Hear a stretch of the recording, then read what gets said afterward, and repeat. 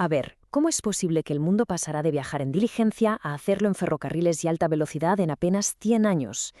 ¿Qué fue lo que transformó sociedades que eran básicamente agrarias en potencias industriales en solo un par de generaciones? Bueno, pues la respuesta está en uno de los procesos que más han marcado la historia de la humanidad. Fijaos en estas dos imágenes de Europa. Solo las separa un siglo. En 1800 eran 18 millones de personas, y casi todas vivían en el campo. Pero para 1900 la población se había disparado a 400 millones. Y la mitad ya vivía en ciudades. La velocidad máxima de viaje se multiplicó por 7. Este cambio no fue una evolución lenta y tranquila, no, fue una auténtica explosión. Y todo empezó con una serie de revoluciones. Hoy en día se habla de hasta 4 revoluciones industriales, ¿verdad? Cada una con su nueva tecnología que lo cambia todo. Pero para entender de verdad nuestro mundo, tenemos que volver al origen. En este repaso vamos a desgranar las dos primeras, las que pusieron los cimientos de la modernidad, la era del vapor y después la de la electricidad. Así que vamos a meternos de lleno en un mundo que se transformó por completo. Porque estas revoluciones no solo cambiaron la economía, que va, cambiaron la forma en que vivía, trabajaba y pensaba toda la humanidad. Fue un proceso que nació en un sitio muy concreto, Gran Bretaña, pero cuyas ondas de choque llegaron hasta el último rincón del planeta. Pero, a ver, la pregunta del millón es, ¿por qué empezó todo en Gran Bretaña? ¿Y por qué justo en el siglo XVIII? La respuesta no es un único invento, ni un genio solitario. Es más bien como una receta de cocina perfecta, en la que se juntaron los ingredientes justos en el momento preciso para crear algo totalmente nuevo.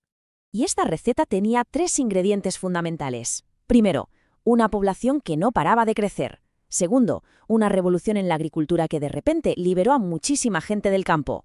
Y tercero, un comercio que se expandía y generaba beneficios enormes. Juntos, estos factores crearon los 2 elementos clave, el capital para poder invertir y la mano de obra para las nuevas fábricas. Vamos con el primer ingrediente, la gente. Gracias a que se comía un poco mejor y a mejoras en la higiene, la tasa de mortalidad cayó en picado, mientras que la de natalidad seguía por las nubes. ¿El resultado? Una explosión demográfica. De repente había más bocas que alimentar, sí, pero también muchos más brazos para trabajar. Y claro, más consumidores para comprar. El segundo ingrediente nació en el campo y tiene una cara B bastante dura. Con las llamadas leyes de cercamiento se privatizaron tierras que hasta entonces eran de uso común. Esto permitió a los grandes terratenientes modernizar todo y producir mucho más. Pero la consecuencia social fue tremenda. Miles y miles de campesinos lo perdieron todo y no tuvieron más remedio que irse a las ciudades. Se convirtieron, a la fuerza, en la mano de obra de la revolución. Y el tercer y último ingrediente, el dinero. La pasta. El gigantesco imperio comercial que tenía Gran Bretaña, tanto dentro de sus fronteras como por todo el mundo, generaba un flujo de capital constante. Esos beneficios que acumulaban comerciantes y terratenientes estaban ahí, listos para ser invertidos en una nueva aventura muy prometedora, la industria. Vale, tenemos la receta completa. Ya solo faltaba la chispa que lo encendiera todo. Y esa chispa fue la tecnología. El combustible que alimentó esa llama fue el carbón. Y el gran motor, el corazón de esta nueva era, fue la increíble máquina de vapor. Fijaos qué bien se ve aquí cómo funcionaba esto. Era una auténtica reacción en cadena. Todo empezó en la industria del algodón. Se inventa la hiladora Spinning Jenny, que permitía producir hilo muchísimo más rápido. ¿Qué pasó? Pues que de repente había más hilo del que los tejedores podían usar. Se creó un cuello de botella. Esta necesidad fue lo que impulsó la invención del telar mecánico de Cartwright, que automatizaba el tejido. O sea, una innovación creaba un problema que a su vez inspiraba la siguiente solución. Pero el verdadero catalizador, el invento que lo cambió absolutamente todo, fue este, la máquina de vapor de James Watt. ¿Qué hizo? Pues convirtió de una forma súper eficiente el calor que se generaba al quemar carbón en movimiento.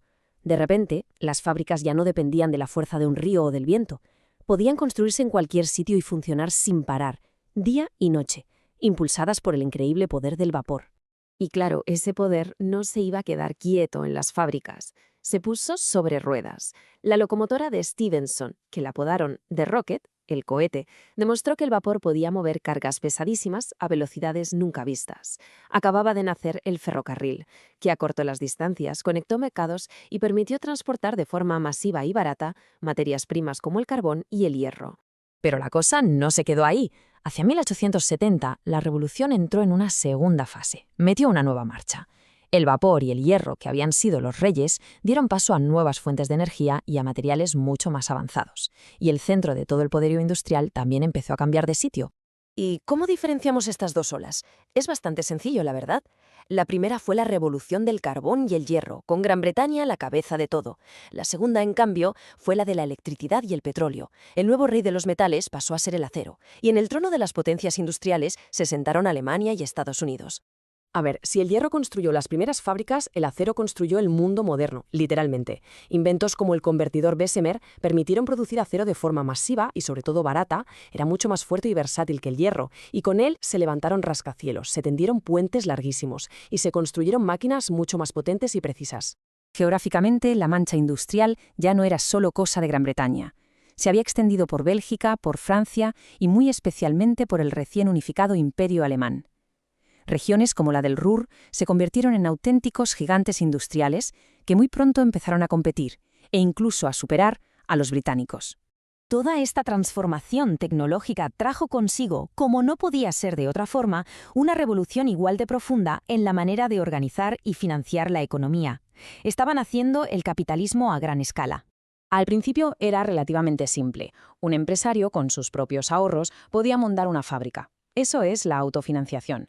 Pero claro, las nuevas industrias como las del acero o las químicas necesitaban inversiones gigantescas. Y aquí es donde los bancos se volvieron fundamentales, prestando ese capital. Y para los proyectos más bestias surgió la sociedad anónima, una fórmula genial que permitía juntar el dinero de miles de pequeños inversores vendiendo trocitos de la empresa, es decir, acciones. Con tanto capital en juego, la competencia se volvió feroz. Así que la respuesta de las grandes empresas fue la concentración. Empezaron a agruparse para controlar el mercado. Así nacieron, por ejemplo, el cártel, donde empresas que en teoría eran rivales se ponían de acuerdo en los precios. El trust, que era una fusión en toda regla de varias empresas bajo una misma dirección, o el holding, una sociedad financiera que básicamente controlaba a otras empresas porque era dueña de la mayoría de sus acciones. Y toda esta nueva economía se apoyaba sobre una idea muy potente, el liberalismo económico de Adam Smith. Su principio era en esencia simple: el Estado no debe meterse.